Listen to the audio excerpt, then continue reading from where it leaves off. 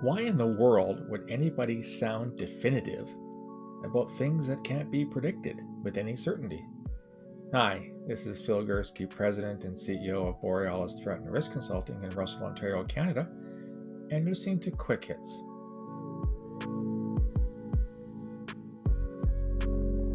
It's January the 10th today, and I read a very interesting article on the CBC, the Canadian Broadcasting Corporation website this week. So it's an article that talked about a report that's been issued by the Canadian Department of National Defence, and the headline read, "Long Pandemic Could Add to Extremism and a Decline in Democracy." This is a report written by, like I said, the Defense Department, and for its research arm back in October for a NATO military alliance planners. And the report suggests, and I'm going to quote here from the CBC article a little bit, a new research report by the Department of National Defence suggests that the longer the COVID-19 pandemic rages, the stronger right-wing extremism and other threats in Canada and around the world are likely to become. Likely to become. Sounds pretty certain to me. Does it to you? You know, I've talked a lot in the past about things that I like, and I'm a real Monty Python fan. I cite Monty Python all the time. I'm also pretty sure that I have told you I'm a Lord of the Rings fan. I'm also an Isaac Asimov fan, and big fan of his science fiction work. I've read a lot of his books, and of course Isaac Asimov is best known for the Foundation series, which started as a trilogy way back in the 1950s, I believe. And the trilogy quickly got a lot larger than that. They ended up being 2 prequels, as well as some postquels, can I use that word? As well as a second Foundation trilogy that was written by people after Asimov's death. One of the interesting characters in the Foundation trilogy was a man called Hari Seldon. Now, he was a mathematics professor at Stirling University on the planet Trantor. Okay, bear with me. This is fiction, so just stay with me for a second.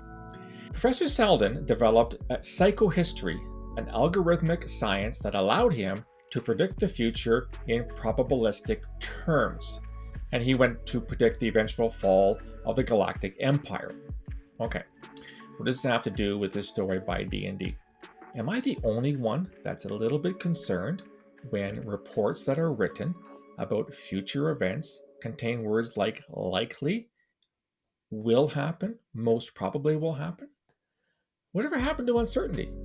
Whatever happened to, well, this is what we think are possible future scenarios without saying this is likely? Let me tell you a story.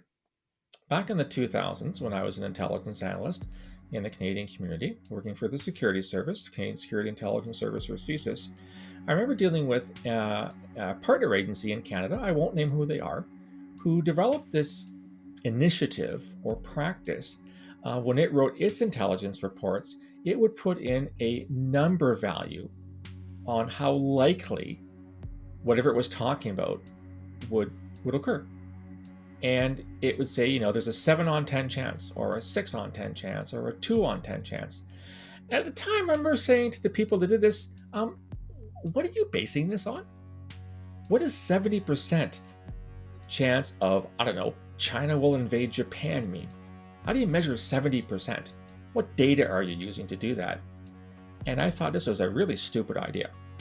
It just didn't make any sense to me to try to equate what are very problematic, uncertain future scenarios to some kind of a mathematical formula. Now, I have no idea if this particular agency is still doing that, trying to quantify, using numbers, things that are going to happen in the future. Another story from my past. I wrote a paper many years ago about an Iranian terrorist group called Mujahideen-e-Khalq, or the MEK, also known as the People's Mujahideen of Iran. And I wrote a paper saying that it was most likely, I actually used the term most likely, that we would see some kind of violent action by this group that would coincide with a particular date in Iranian history that was important for the group, had to do with actually the massacre of some of the group's members by the Iranian government. And I was very confident that we would see some kind of action analogous to the 1992 siege of the Iranian embassy in Ottawa, in which the MEK beat the shit out of some people. Paper went out, date came, nothing happened. I felt pretty damn stupid. I'll tell you this. I chose to use language that talked about something to happen, and I was sounding very definitive about this, and it turned out I was completely wrong. To me, when you're working in intelligence, or anything else for that matter, you can only know what you know. The course of human action, what's going to happen tomorrow, is beyond our knowledge. We can speculate, we can lay bets, but we can't say this is definitely going to happen tomorrow. Human events are not like science. It's not like you take two hydrogen atoms and put in an oxygen atom and you get water. That happens every time you do that. It's not as if tomorrow you take two H's and an O and you get single malt scotch. Good God, if you could do that, I'd be the first person to patent that, I'll tell you.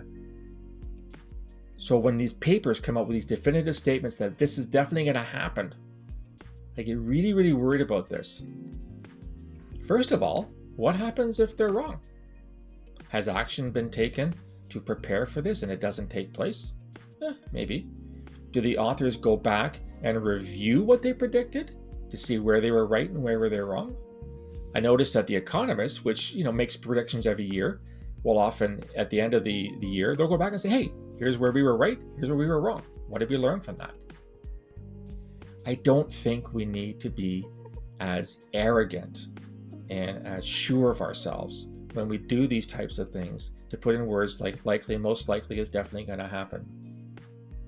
And there is a real current set of events that I think reflects this right now. In the wake of the events of January the 6th in Washington, a lot of people are saying that most likely we'll see analogous things to happen on the 20th of January, which is the inauguration date for President Joe Biden. I happen to agree there is a chance we're going to see the same idiots or idiots that are part of the same dog's breakfast of movements try to interrupt and disturb and intervene in Joe Biden's ascendancy to the U.S. presidency on January the 20th. I also think that there would be a shit ton of police and law enforcement and probably military there to prevent that from happening. But I would never go as far to say this is going to happen on January the 20th. And yet a lot of people are. They're being very sure about themselves. Are these same people willing to admit to themselves, should nothing happen on January 20th, to say, I'm wrong? I got it wrong. I was very sure of myself, and yet it didn't come to pass. My bad. My mistake. Will they be mature enough to tell the rest of us that they were wrong? Interesting question, isn't it?